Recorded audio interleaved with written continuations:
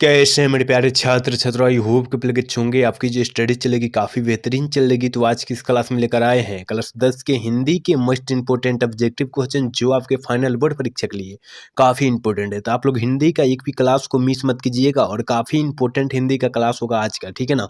इसलिए आपको जो है एक भी क्वेश्चन को नज़रअंदाज नहीं करना है और सारे प्रश्न को किसी भी हाल में रट जाना है। आपको पता है कि परीक्षा की टाइमिंग काफ़ी नज़दीकी आ चुकी है, जिसके कारण आपको मेहनत काफ़ी बेहतरीन करनी होगी, तभी आपका बेहतरीन नंबर आएगा हिंदी में, ठीक है। तो आपको जो है एक भी क्वेश्चन को नज़रअंदाज नहीं करना है और सारे प्रश्नों को किसी भी परिस्थिति में रट जाना है, ठीक है। और आपने अभी क्लास को लाइक नहीं किए हैं और चैनल को सब्सक्राइब नहीं किए तो फटाफट कर लीजिए और हम अपने क्वेश्चन की तरफ बढ़ते हैं। और क्वेश्चन नंबर 1 क्या कर रहा है, कह रहा है कि किसे बाबा साहब के नाम से जाना जाता है। और काफ़ी इंपॉर्टेंट प्रश्न है मेरे भाई कि किसे बाबा साहब के नाम से जाना जाता है, पुकारा जाता है। तो आपको पता है कि बाबा साहब का पूरा नाम जो होता है डॉक्टर भीमराव अंबेडकर होता है। तो ऑप्शन 1 का ऑप्शन जो हो जाएगा बी हो जाएगा। और इससे इनके ही देन है कि आज हम लोग पढ़ते हैं, चलते हैं और थाना में केस करते हैं, इनके ही देन है। तो हमारे ये भगवान है बाबा साहब भीमराव अम्बेडकर, आपको मानना होगा, ठीक है। चलिए क्वेश्चन नंबर 2 की तरफ बढ़ते हैं। कह रहा है कि भारतेंदु युग के कवि कौन है। और काफी इंपॉर्टेंट प्रश्न है। देखिए सारा प्रश्न जो है ना काफी इंपॉर्टेंट प्रश्न है और आपके परीक्षा में पूछे जाने का काफी ज्यादा संभावना भी है। तो आपको जो है एक भी क्वेश्चन को नजरअंदाज नहीं करना है। मात्र 100 क्वेश्चन है और काफी कम समय में हम खत्म करने का प्रयास करेंगे, ठीक है। कह रहे हैं कि भारतेंदु युग के कवि कौन है। तो याद रखिएगा 2 का ऑप्शन जो हो जाएगा हम लोग 1 टिक कर देंगे, ए टिक कर देंगे, ठीक है। चलिए 3 नंबर क्वेश्चन क्या करेंगे, निम्न में से कौन राष्ट्र कवि है, मतलब राष्ट्रीय कवि कौन है, राष्ट्र कवि कौन है। तो आपको पता है मेरे भाई 3 का ऑप्शन जो हो जाएगा डी हो जाएगा, दिनकर जी है, याद रखिएगा आप लोग, ठीक है।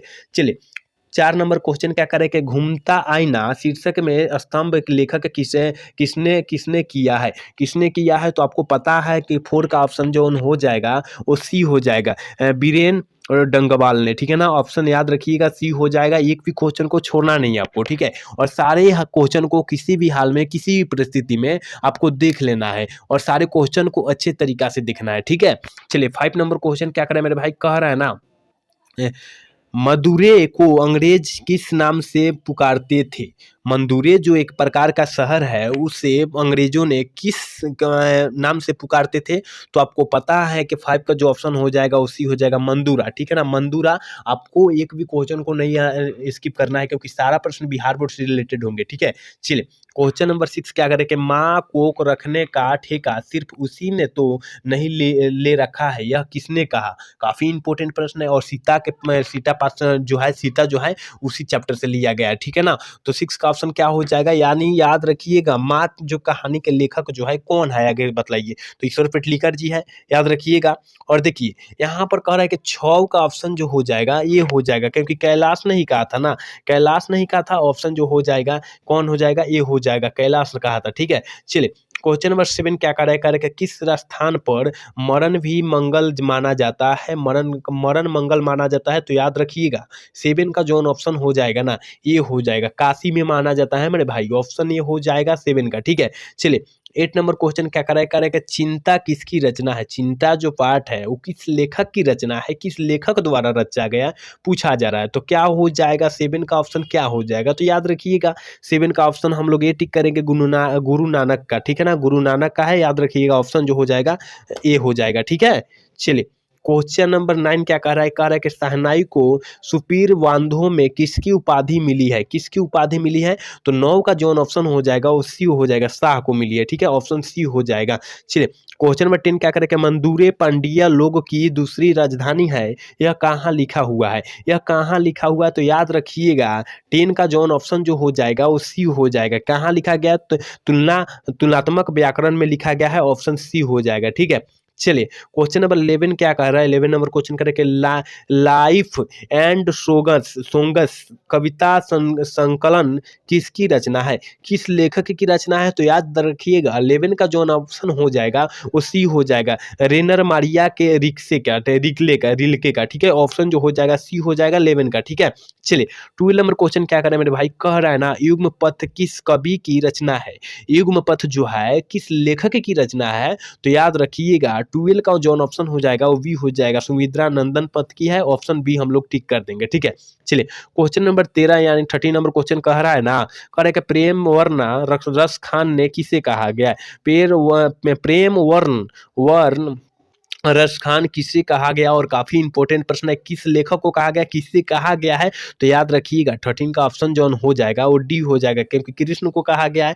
ठीक है ना, ऑप्शन जो हो जाएगा डी हो जाएगा, एक भी क्वेश्चन को छोड़ना नहीं है और सारे प्रश्न को किसी भी परिस्थिति में आपको देख लेना है। ठीक है, चलिए 14 नंबर क्वेश्चन करें कि गांधी जी को महात्मा की उपाधि किसने दी, और काफी इंपॉर्टेंट प्रश्न है 2025 के परीक्षा के भी से किसने दिए थे, तो याद रखिएगा रविंद्रनाथ टैगोर ने, ऑप्शन बी हो जाएगा। ठीक है, चलिए क्वेश्चन नंबर 15 क्या करें कि बहुवचन नामक पत्रिका का संपादन किसने किया था, काफी इंपॉर्टेंट ये भी प्रश्न है। ठीक है, तो क्या हो जाएगा 15 का ऑप्शन जो हो जाएगा वी हो जाएगा, हम लोग वी टिक कर देंगे। एक बार सारे बच्चे क्लास को लाइक कर देंगे, चैनल को सब्सक्राइब कर लेंगे और अपने दोस्त के पास शेयर भी कर लेंगे कि वो भी क्लास का भरपूर लाभ उठा ले। ठीक है, चलिए क्वेश्चन नंबर 16 क्या कर रहे कि निम्नलिखित में से कौन हिंदी आलोचना के महत्वपूर्ण हस्ताक्षर थे, कौन थे, तो याद रखिएगा 16 का जो ऑप्शन हो जाएगा वो डी हो जाएगा, रामविलास शर्मा जी थे, ऑप्शन जो हो जाएगा हम लोग डी टिक कर देंगे। सारा इंपॉर्टेंट प्रश्न है 2025 के परीक्षा के भी से, इसलिए आपको जो है एक भी क्वेश्चन को नजरअंदाज नहीं करना है। ठीक है, चलिए क्वेश्चन नंबर 17 क्या करें कि कर्नाटक प्रदेश का श्रवण बेलगोल स्थान किसका प्रसिद्ध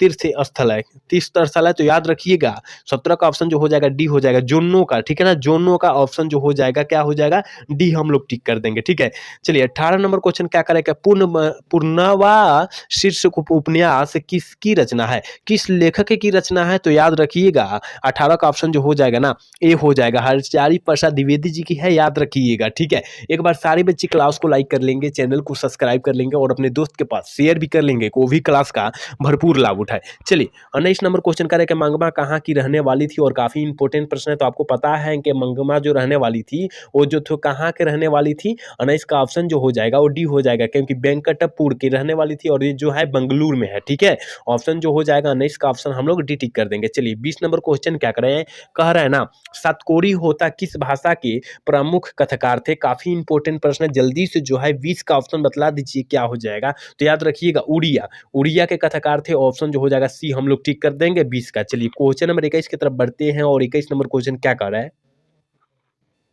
निम्न में से किससे संस्कृत की पाठशाला कहा जाता है, किसे कहा जाता है, तो 21 का जो ऑप्शन हो जाएगा ना वो सी हो जाएगा, काशी को कहा जाता है, याद रखिएगा ऑप्शन हम लोग 21 का ऑप्शन सी टिक कर देंगे। ठीक है, चलिए 22 नंबर क्वेश्चन कह रहा है कि धनानंद द्वारा रचित ग्रंथ कौन है, धनानंद जी द्वारा रचित पाठ कौन है, तो याद रखिएगा 22 का ऑप्शन जो हो जाएगा डी हो जाएगा, क्योंकि इनमें से सभी जो पाठ रचा गया है ये धनानंद जी द्वारा रचा गया है, याद रखिएगा आप लोग। ठीक है, चलिए 23 नंबर क्वेश्चन क्या करें, प्रेम के पीर के कवि कौन है, और काफी इंपॉर्टेंट प्रश्न है, तो आपको पता होगा ये प्रश्न अगर जाइएगा तो 10th में भी मिलेगा। ठीक है ना, कि प्रेम के पीर के कवि कौन है, तो याद रखिएगा मलिक मोहम्मद जायसी जी है, 10th में 12th में है। ठीक है ना, 12th में है, तो यहाँ पर पूछा रहा है 10 क्लास का क्वेश्चन पूछा गया है कि प्रेम के पीर के कवि यहाँ कौन है, तो यहाँ दूसरा है, क्योंकि 10 क्लास का ना क्वेश्चन है, तो आप लोग जल्दी से जो है 23 का ऑप्शन बतला दीजिए क्या हो जाएगा, तो धनानंद जी है यहाँ पर। ठीक है ना, धनानंद जी है, ऑप्शन बी हो जाएगा, याद रखिएगा आप लोग। ठीक है, चलिए क्वेश्चन नंबर 24 का द कास्ट इन इंडिया किसके द्वारा लिखा गया है, किस लेखक के द्वारा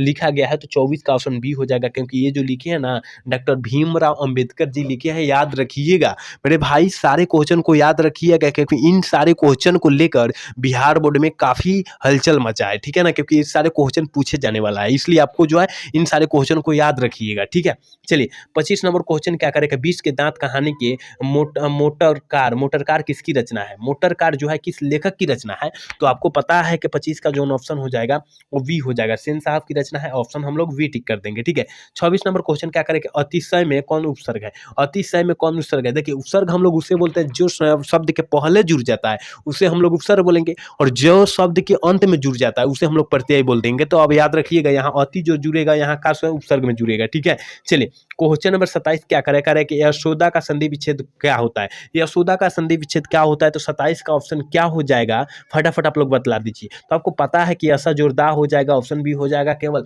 देखिए हम लोग तुरंत क्लास लेकर आ रहे हैं संधि विच्छेद का, विलोम शब्द का, उपसर्ग का, प्रत्यय का, कम से कम 300 क्वेश्चन रहेंगे और 300 क्वेश्चन काफी इंपॉर्टेंट क्वेश्चन रहेंगे, आप लोग याद रखिएगा। सारे का 50-50 क्वेश्चन हम लोग डालेंगे, सारे का, ठीक है ना, विलोम शब्द का 50, संधि का 50, अब जितना हो जाए। ठीक है ना, उपसर्ग का भी डालेंगे, प्रत्यय का भी डालेंगे, याद रखिएगा, संज्ञा का भी डालेंगे, और समास का तो अवेलेबल डाल चुके हैं, अगर नहीं देखे होंगे तो आप लोग जाकर देख लीजिएगा, लिखा होगा समास पहचानने का ट्रिक। ठीक है, तो आप लोग वहां जाकर देख सकते हैं आप लोग। ठीक है, चलिए 28 नंबर क्वेश्चन का विष के दांत कहानी के मदन किसका बेटा था। विष के दांत का जो कहानी है उसमें मदन जो है किसका बेटा था, तो याद रखिएगा 28 का ऑप्शन जो हो जाएगा ये हो जाएगा, क्योंकि गिरधरलाल का ना बेटा था मदन, ऑप्शन ये हो जाएगा। ठीक है, चलिए 29 नंबर क्वेश्चन करेंगे, सीता किस कहानी की पात्रा है। सीता जो है किस कहानी की पात्रा है, तो याद रखिएगा 29 का जो ऑप्शन हो जाएगा डी हो जाएगा। धरती कब तक घूमेगी सांवर दैया द्वारा लिखा गया है, याद रखिएगा ऑप्शन डी हो जाएगा। ठीक है, चलिए क्वेश्चन नंबर 30 क्या करेंगे, धर्म अधर्म में कौन सा समास है। देखिए अगर समास पहचानने नहीं आ रहा है ना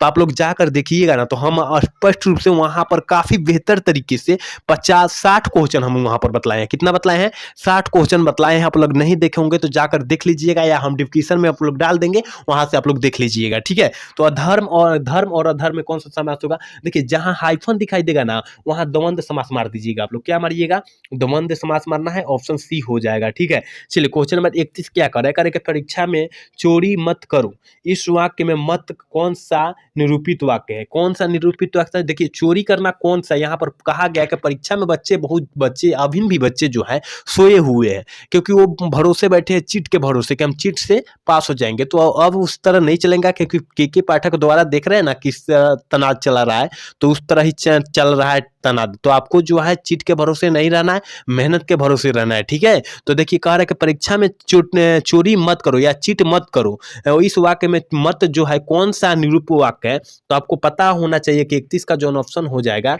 वो ये हो जाएगा, क्योंकि निषेधवाचक हो जाएगा। ऑप्शन जो हो जाएगा ये हो जाएगा, याद रखिएगा। और ये प्रश्न पर काफी फोकस कीजिएगा, क्योंकि ये प्रश्न पर पूछे जाने का काफी ज्यादा हक है क्वेश्चन का। ठीक है, चलिए क्वेश्चन नंबर 32 क्या करे कि मैं जाऊंगा, मैं कौन सा काल है। मैं जो है कौन सा काल है, और देखिए मैं थोड़ी सी गलत लिखा गया, इस तरह लिखाएगा। ठीक है ना, यहाँ पर ठीक है उसमें वो भी सही हो जाएगा, लेकिन यहाँ पर जो लिखा है वही ना यहाँ पर लिखना चाहिए। तो मैं जाऊंगा, मैं कौन सा काल है। ठीक है ना, तो 32 का ऑप्शन जो हो जाएगा सी हो जाएगा। ठीक है ना, भविष्य काल है, याद रखिएगा ऑप्शन सी हम लोग टिक कर देंगे। एक बार सारे बच्चे क्लास को लाइक कर देंगे, चैनल को सब्सक्राइब कर लेंगे सारे बच्चे। ठीक है, चलिए 33 नंबर क्वेश्चन करें कि नाक का बाल होना मुहावरे का अर्थ क्या होता है, तो बहुत ही प्यारा होना यानी बहुत ही प्रिय होना, ऑप्शन डी हो जाएगा। ठीक है, चलिए क्वेश्चन नंबर 34 क्या करें कि शुद्ध अशुद्ध शब्द है। अशुद्ध शब्द कौन है, तो याद रखिएगा अशुद्ध शब्द का जो उदाहरण होगा वो ऑप्शन सी हो जाएगा, भूमंडल। भूमंडल किस तरह लिखाता है, इस तरह लिखाता है। ठीक है ना, भूमंडल, मंडल इस तरह लिखाता है ना, हाँ भूमंडल। तो यहाँ पर म पर तो बिंदु नहीं दिया गया, इसलिए ऑप्शन जो हो जाएगा डी हो जाएगा, क्योंकि ये गलत है। ठीक है ना, एक गलत शब्द है यानी शुद्ध शब्द नहीं है, ऑप्शन सी हो जाएगा। चलिए क्वेश्चन नंबर 35 क्या करें कि तार सप्तक का संपादक किसने किया था। तार सप्तक का प्रकाशन जो है किस लेखक द्वारा रचा गया है, तो याद रखिएगा 35 का ऑप्शन जो हो जाएगा ये हो जाएगा अज्ञे जी द्वारा। और अज्ञे जी का पूरा नाम जो होता है सचितानंद हीरानंद वात्सल्य अज्ञे होता है, याद रखिएगा आप लोग। ठीक है, चलिए क्वेश्चन नंबर 36 क्या करे कि कवित्री अनामिका के अनुसार क्या घरे का लुढ़क जाता है। घरे का लुढ़क जाता है, इसमें मतलब घ क्या है क्या नहीं है वही पूछा जा रहा है। और ये प्रश्न आपको समझ में नहीं आ रहा है, क्योंकि हमको भी समझ में प्रश्न नहीं आ रहा है, लेकिन इसमें जो है थोड़ी सी किताब वाला क्वेश्चन है। आप लोग अनामिका जिस पाठ में है उस पाठ को पढ़िएगा तो ये मिल जाएगा। तो यहाँ उच्चारण पूछा जा रहा है, तो 36 का ऑप्शन जो हो जाएगा डी हो जाएगा, क्योंकि घ है। ठीक है, चलिए क्वेश्चन नंबर 37 का गिरा हुआ कहलाता है। तो आपको पता है कि गिरा हुआ जो कहलाता है वो पतित कहलाता है। ठीक है ना, पतित कहलाता है, ऑप्शन जो हो जाएगा 37 का ऑप्शन हम लोग सी टिक कर देंगे। ठीक है, चलिए 38 नंबर क्वेश्चन क्या करें मेरे भाई, करे कि प्रत्यक्ष में कौन सा समास है जाए। प्रत्यक्ष में कौन सा समास है, अगर समास नहीं देखे हैं तो जाकर मेरा क्लास देखिए, और काफी अच्छे तरीका से वहां पर डिजाइन करके बतलाया गया है। ठीक है ना, तो देखिए समास में जो हो जाएगा, प्रत्यक्ष में जो हो जाएगा ना, प्रत्यक्ष जो हो जाएगा इसमें अव्ययीभाव समास का उदाहरण हो जाएगा, ऑप्शन जो हो जाएगा बी हो जाएगा 38 का, याद रखिएगा। चलिए 39 नंबर क्वेश्चन कह रहा है कि घर द्वार में कौन सा समास होगा। जहां बोले हाइफन दिखाई दे वहां कहाँ मारिएगा, द्वंद्व समास मारिएगा, ऑप्शन ये हो जाएगा। ठीक है, चलिए क्वेश्चन नंबर 40 कह रहा है कि लेखक के निर्जल अपराधी किसे माना है। लेखक ने निर्जल अपराधी किसे माना है, तो याद रखिएगा ये जो माने हैं ना, 40 का ऑप्शन जो हो जाएगा डी हो जाएगा, क्योंकि नाखून को मतलब नो, भोजपुरी में हम लोग नो बोलते हैं उसे। ठीक है ना, ऑप्शन डी हो जाएगा। चलिए क्वेश्चन नंबर 41 कह रहा है कि माता का प्रवाची शब्द क्या होता है। तो आपको पता है कि माता का प्रवाची शब्द जो होता है अम्बा होता है। ठीक है ना, अम्बा होता है, ऑप्शन जो हो जाएगा डी हो जाएगा। चलिए क्वेश्चन नंबर 42 कह रहा है कि मछली कहानी के लेखक कौन है। तो आपको पता है कि मछली कहानी के जो लेखक है मेरे भाई वो विनोद कुमार शुक्ल है, ऑप्शन जो हो जाएगा बी हो जाएगा। और काफी सारे इंपॉर्टेंट प्रश्न है, और इन सारे इंपॉर्टेंट प्रश्नों को आप अच्छे से रट जाइए, क्योंकि इन सारे इंपॉर्टेंट प्रश्न आपकी बार बिहार बोर्ड में पूछे जाने का काफी काफ़ी ज़्यादा संभावना है। इसलिए आपको जो है सारे प्रश्न को रट जाना है, पढ़ जाना है, क्योंकि आप लोग पढ़े रहिएगा तभी तो वहाँ पर नंबर आइएगा, तभी तो नंबर आपका आएगा बेहतर से बेहतर, ठीक है ना? तो आप लोग पढ़ना अति आवश्यक रखिए, क्योंकि आपके पास टाइमिंग जो है काफ़ी भी कम है, ठीक है ना? चलिए 43 नंबर क्वेश्चन कर रहे हैं, बिस्मिल्लाह खान का जन्म कहाँ कहाँ हुआ था? बिस्मिल्लाह खान का जन्म जो हुआ था कहाँ हुआ था? तो 43 का ऑप्शन जो हो जाएगा ये हो जाएगा डुमरांव में हुआ था, आपको पता भी है, ठीक है ना? हिंदी में एक भी क्वेश्चन को आपको छोड़ना नहीं है और सारे क्वेश्चन को किसी भी हाल में मार देना है। गांधी जी दक्षिणी अफ्रीका कब भारत लौटे? मतलब दक्षिण अफ्रीका से गांधी जी भारत कब लौटे थे? तो आपको पता है कि गांधी जी दक्षिण अफ्रीका से जो है भारत लौटे थे, वो कब लौटे थे? तो 44 का जो ऑप्शन हम टिक करेंगे 1915 ईस्वी में करेंगे। ऑप्शन जो हो जाएगा क्या, बी टिक कर देंगे, ठीक है। चलिए क्वेश्चन नंबर 45 का है, मंगू कैसी लड़की थी? मंगू जो है कैसी लड़की थी? तो आपको पता है कि वो क्या थी? मंगू जो लड़की थी वो क्या थी? जन्मजात पागल और गूंगी लड़की थी, ठीक, पगली और गूंगी लड़की थी। ऑप्शन जो हो जाएगा डी हम लोग टिक कर देंगे, ठीक है। चलिए क्वेश्चन नंबर 46 का है कि हरिरस से कवि का क्या अभिप्राय है? हरिरस से कवि का क्या अभिप्राय है? तो याद रखिएगा 46 का ऑप्शन बी हो जाएगा, राम नाम का जप है, ठीक है ना।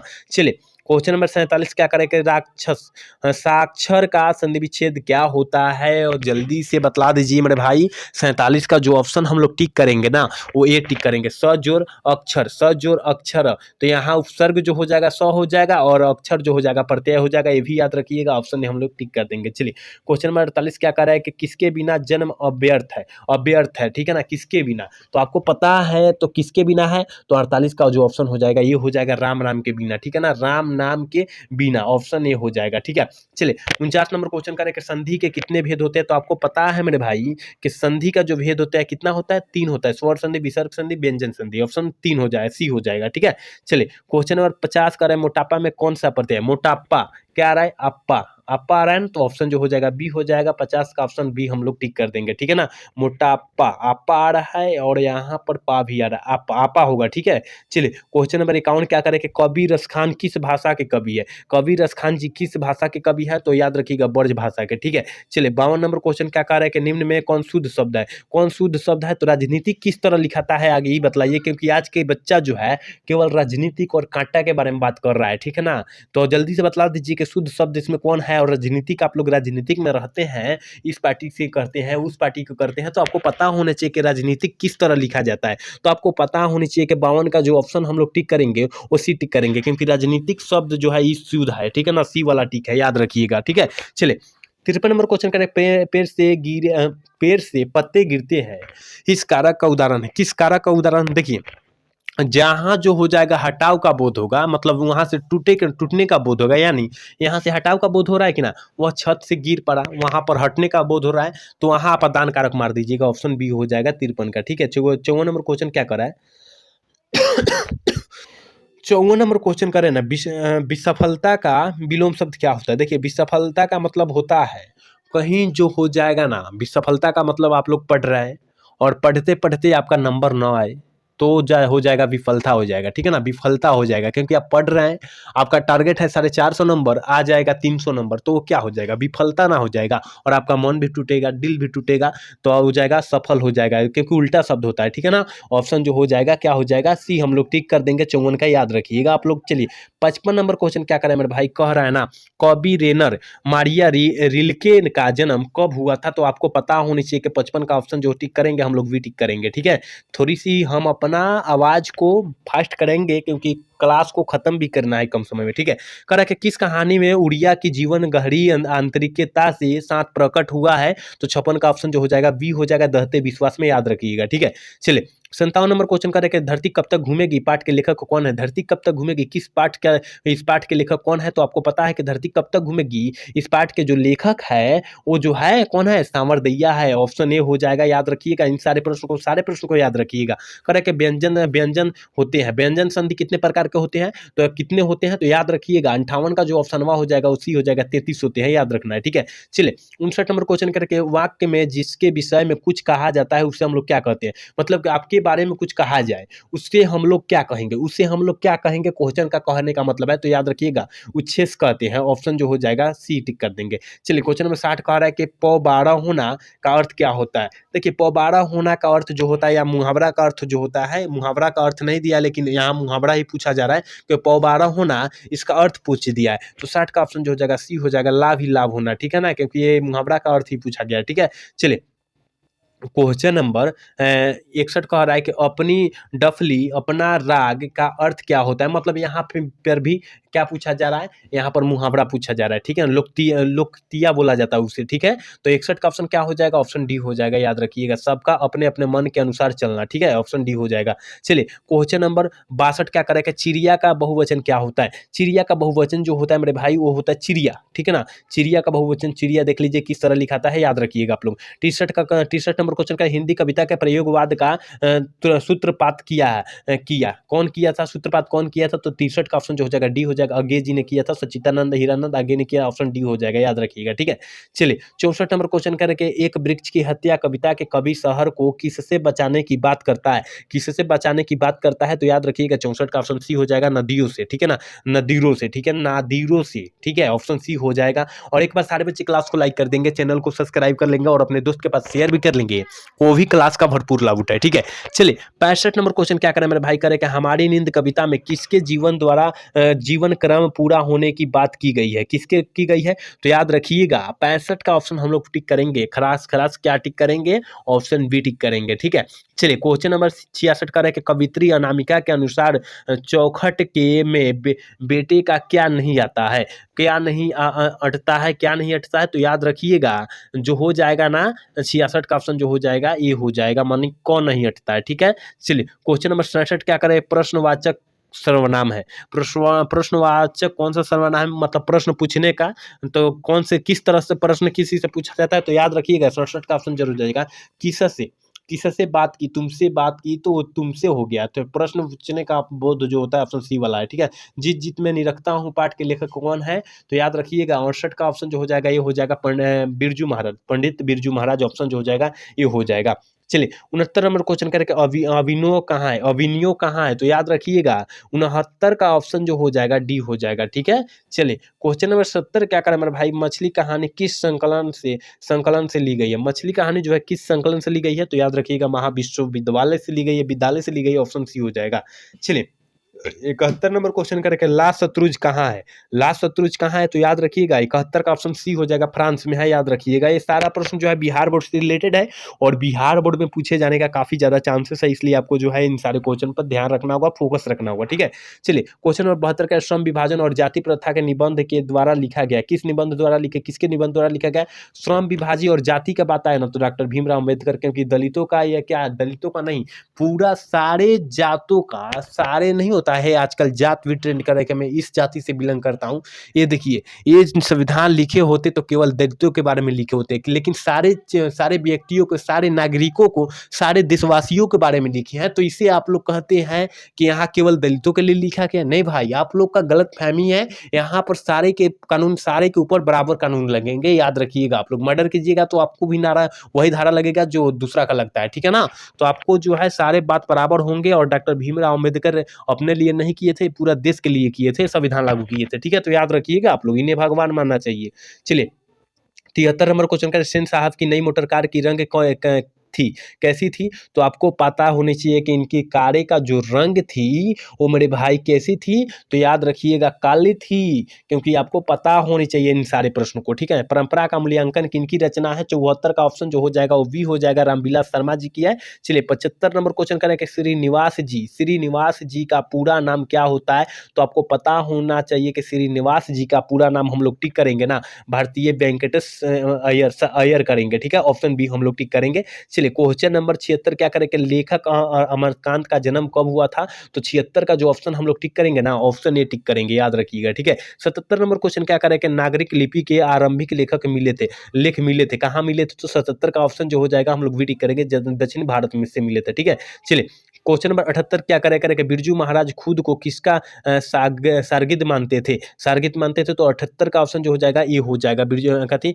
बाबूजी को, ठीक है, बाबूजी को मानते थे, ऑप्शन ये हम लोग टिक कर देंगे। चलिए क्वेश्चन नंबर 79 क्या कह रहा है, लेख अभिनयों में कुल कितने दिन रहे थे, लेखक अभिनयों में, अभिनय एक देश है और वहां पर लेखक कितने दिन तक रहे थे, तो याद रखिएगा 79 का ऑप्शन बी हम लोग टिक करेंगे, क्योंकि यह 19 दिनों तक रहे थे, ऑप्शन बी टिक कर देंगे। सारे प्रश्न 2025 के परीक्षा के व्यू से काफी इंपोर्टेंट ठीक है। कह उगते हुए सूरज के का देश किसे कहा गया, और 2025 के परीक्षा का भी उसे काफी इंपॉर्टेंट प्रश्न है, ठीक है, कि उगते हुए सूरज का देश किसे कहा गया है, तो याद रखिएगा 80 का ऑप्शन जो हो जाएगा ये हो जाएगा, क्योंकि जापान को कहा गया है, ठीक है। चलिए 81 नंबर क्वेश्चन का आकार है कि भारत सौभाग्य किनका प्रसिद्ध नाटक है, भारत सौभाग्य किस लेखक की रचना है, तो 81 का ऑप्शन जो हो जाएगा वो डी हो जाएगा, प्रेमधन की, ठीक है, ऑप्शन डी हम लोग टिक कर देंगे। चलिए क्वेश्चन नंबर 82 क्या करा है, किस रचना के लिए दिनकर को साहित्य अकादमी पुरस्कार मिला था, किस रचना के लिए, तो 82 का ऑप्शन जो हो जाएगा बी हो जाएगा, संस्कृति के 4 अध्याय, ठीक है। चलिए क्वेश्चन नंबर 83 क्या करा है कि चन्ना शब्द क्या है, चन्ना शब्द क्या है, मतलब चन्ना कौन सा लिंग है, पूछा जा रहा है चन्ना कौन सा लिंग है, तो याद रखिएगा 83 का ऑप्शन बी हो जाएगा, क्योंकि चन्ना जो होता है पुल्लिंग होता है, स्त्रीलिंग नहीं होता है, ठीक है। चलिए इच्छा शब्द का प्रवाची शब्द क्या होता है, जल्दी से जो है 84 का ऑप्शन बतला दीजिए क्या हो जाएगा, तो इच्छा का अभिलाषा होता है, ठीक है ना, अभिलाषा होता है, ऑप्शन बी हम लोग टिक कर देंगे। एक बार सारे बच्चे क्लास को लाइक कर देंगे, चैनल को सब्सक्राइब कर लेंगे और अपने दोस्त के पास शेयर भी कर लेंगे, को भी क्लास का भरपूर लाभ उठाए और सारे बच्चे अच्छे से पढ़े, ठीक है ना, क्योंकि आपके पास टाइमिंग जो है काफी कम है। करे कि शिव पार्वती कौन सा समास है, शिव पार्वती जो है कौन सा समास का उदाहरण है, तो याद रखिएगा द्वंद्व समास का उदाहरण। तो कैसे पता चला, तो देखिए शिव जो है शंकर जी को बोला जाता है और यहाँ हाइफन रहेगा तो पार्वती, हाइफन के बाद पार्वती रहेगा, तो यहाँ हमें मौन में ही रख लेना है, इसलिए जो हो जाएगा द्वंद्व समास का उदाहरण हो जाएगा, ठीक है। चलिए हिमालय से गंगा निकलती है किस कारक का उदाहरण, देखिए यहाँ हिमालय से गंगा निकलती है तो कौन सा कारक का उदाहरण पूछ दिया, और ये काफी इंपॉर्टेंट प्रश्न है, क्योंकि देखिए यहाँ क्या, यहाँ पर अलगाव का बोध हो रहा है, हटाव का बोध हो रहा है, सटाव का बोध नहीं हो रहा। अगर सटाव का बोध होता तो करण कारक होता, कौन कारक होता, करण कारक होता, सटाव का जहां बोध होगा, लेकिन यहाँ अलगाव का बोध हो रहा है, हटाने का बात हो रहा है, क्योंकि गंगा जो होता है कहां से निकल रही है, हिमालय से निकल रही है, तो ये यहाँ अलग हो रही ना, तो यहाँ अपादान कारक का उदाहरण हो जाएगा, ऑप्शन बी हो जाएगा, ठीक है। चलिए 87 नंबर क्वेश्चन क्या कर रहा है, छलिया शब्द में प्रत्यय हो जाएगा, छलिया शब्द में कौन सा प्रत्यय हो जाएगा, तो 87 का ऑप्शन हम लोग टिक करेंगे, ये छलिया क्या आ रहा है, ईया छलिया, ऑप्शन जो हो जाएगा ये हम लोग टिक करेंगे, फाइनली ऑप्शन ये हो जाएगा, ठीक है। चलिए क्वेश्चन नंबर 88 करेगा, महाशय का संधि विच्छेद क्या हो जाएगा, महाशय का संधि विच्छेद क्या हो जाएगा, 88 का ऑप्शन जो हो जाएगा ये हो जाएगा महाजोर आशय, महाजोर आशय हो जाएगा, ऑप्शन जो हो जाएगा ये हम लोग टिक कर देंगे, एक भी क्वेश्चन को छोड़ना नहीं है और सारे प्रश्न को किसी भी हाल में देख लेना है, ठीक है। चलिए 89 नंबर क्वेश्चन क्या करें कि निम्नलिखित में कौन शुद्ध कौन है, निम्नलिखित में से कौन शुद्ध शब्द है, तो याद रखिएगा 89 का जो ऑप्शन हो जाएगा डी हो जाएगा, ठीक है ना, ऑप्शन डी सही है, याद रखिएगा। चलिए क्वेश्चन नंबर 90 क्या करें कि निम्नलिखित में शुद्ध वाक्य कौन है, शुद्ध वाक्य पूछा जा रहा है, तो 90 का ऑप्शन जो हो जाएगा सी हो जाएगा, क्योंकि मकड़ी जाला बुन रही है, मतलब कहने का मतलब मकड़ा जो होता है आपके घर में वो झाल लगाता है, वही कर रहा है कि मकड़ी जो है अपना झाला बुन रही है, मतलब बिन रही है, ठीक है ना, ऑप्शन जो हो जाएगा क्या हो जाएगा, सी हो जाएगा। चलिए 91 नंबर क्वेश्चन करें कि निम्नलिखित चिन्हों में इनका इकहरा उदाहरण किनका है, इकहारा उदाहरण, इकहारा पूछा जा रहा है, इकहारा उदाहरण जो होता है 91 का ऑप्शन जो हो जाएगा ये हो जाएगा, देख लीजिए एक ऊपर रहेगा, इस तरह हम लोग देते हैं ना, इस तरह एगो, इस तरह एगो देते हैं, ठीक है ना, तो इस तरह देंगे और इस तरह एगो देंगे, याद रखिएगा आप लोग, ठीक है, ऑप्शन नहीं हो जाएगा। 92 नंबर क्वेश्चन के अंतमूर्खी शब्द में कौन सा विलोम हो जाएगा, तो याद रखिएगा 92 का ऑप्शन ये हो जाएगा कि बहुमूर्खी हो जाएगा, ऑप्शन ए टिक कर देंगे। चलिए क्वेश्चन नंबर 93 करके शिवम आ रहा होगा किस काल का उदाहरण, शिवम आ रहा होगा किस काल का उदाहरण, तो वर्तमान काल का, क्योंकि आ रहा है, आने का बात हो रहा है, ठीक है ना। चलिए क्वेश्चन नंबर 94 कर रहा है कि नाक रगड़ना मुहावरे का अर्थ जो होता है क्या होता है, तो याद रखिएगा बहुत ही खुशामद करना, ठीक है ना, ऑप्शन बी हो जाएगा। चलिए क्वेश्चन नंबर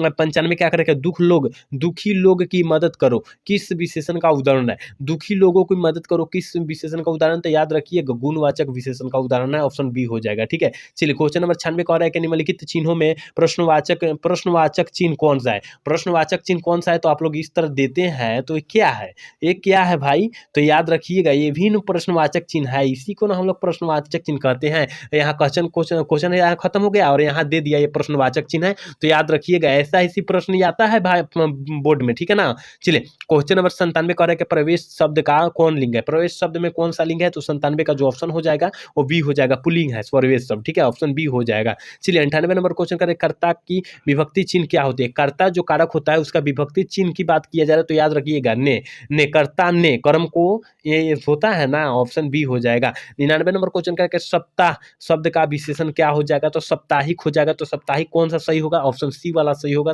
99 का ऑप्शन सी हो जाएगा। और आज के क्लास के 100 क्वेश्चन यानी 100 नंबर क्वेश्चन है, यथार्थ शब्द में कौन सा समास हो जाएगा, यथार्थ शब्द में कौन सा समास हो जाएगा, अव्ययी भाव समास हो जाएगा। और यथा संभव है, यथा शक्ति है, यथा एक होता है यथासंभव है, ये सब जो होता है ना अव्ययी भाव समास का उदाहरण होता है, याद रखिएगा। तो यहाँ पर 100 क्वेश्चन बतलाए हैं, उम्मीद करते हैं पूरा क्लास देखोगे तो पूरा समझ में आया होगा। ठीक है, तो आज का क्लास कैसा लगा आप लोग कमेंट करके जरूर बताइएगा। अगर अच्छा लगा होगा तो चैनल को सब्सक्राइब और लाइक करना मत भूलिएगा। जय हिंद, जय भारत।